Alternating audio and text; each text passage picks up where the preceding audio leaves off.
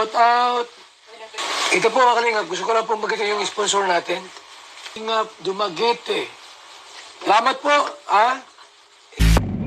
Kalingap Dumaguete. Kalingap Dumaguete.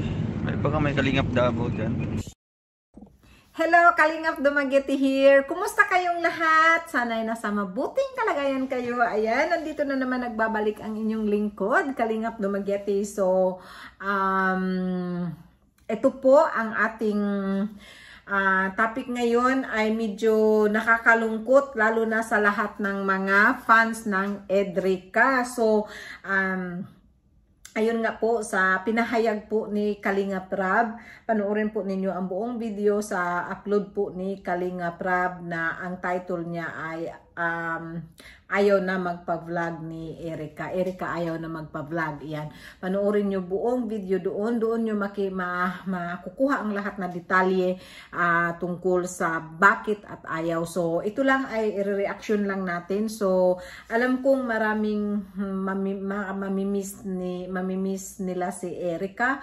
Pero dahil gusto ng lola at lolo ni Erica na wag na munang i-vlog at ang dahilan naman nila ay maganda. Maganda ang dahilan nila dahil gusto nilang makapag-aral, makapokus ng pag-aaral ang kanilang apo. So, hindi naman ibig sabihin sana wag nyong i-bash o wag nyong masamain ang desisyon ng lola at lolo ni Erica na hindi na muna magba-vlog dahil nga gusto lang talaga ni Erica na mag-focus sa pag-aaral at ang rason nila ay super talaga acceptable naman dahil importanteng makatapos si Erica dahil nga sa kanilang buhay noon siguro nasa puso ni Erica na gusto niyang magkaroon ng propesyon para naman makatulong din siya sa kanilang pamilya,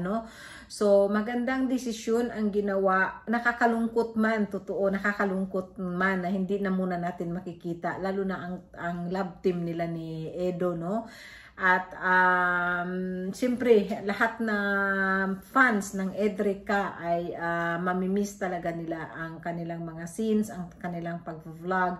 At hindi lang, ito nga din ang sabi ni Kalingap Rab. Yun nga, dahil sa isang iglap lang, biglang wala na.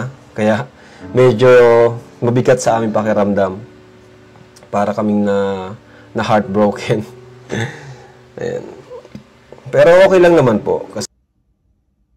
Oo, so 'di ba? Pati nga si Kalingap Rab parang na heartbroken daw sila dahil masakit din 'yun dahil nakikita natin na minamahal sila Erica at Edo, Tapos ngayon biglang ihinto ng dahil nga sa gusto ni Erica na mag-focus na pag-aaral. Pero respetuhin natin ang desisyon na iyan dahil hindi naman ibig sabihin na ayaw na niyang magpa-vlog dahil ayaw lang niya, kundi may rason naman siya. So, magandang rason at good luck sa iyo, Erica, sa iyong pag-aaral at makikita ka din namin. At sana naman minsan-minsan makikita ka din namin dahil mamimiss ka namin. Ayan, di ba mga fans ng Edrica, mamimiss nyo talaga si Erica. So, ayan, sobrang nakakalungkot. Pero tanggapin natin, yun lang. Tanggapin lang talaga natin ang desisyon nila kasi okay na din yun na ganun ang nadesisyonan nila, parang hindi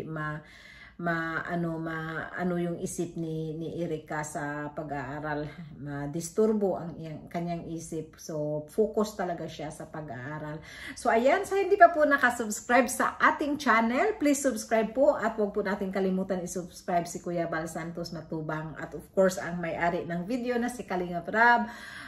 Pa-subscribe, pa-share, pa-like din sa kanyang mga videos. Maraming salamat sa inyo. God bless and I love you all. Bye!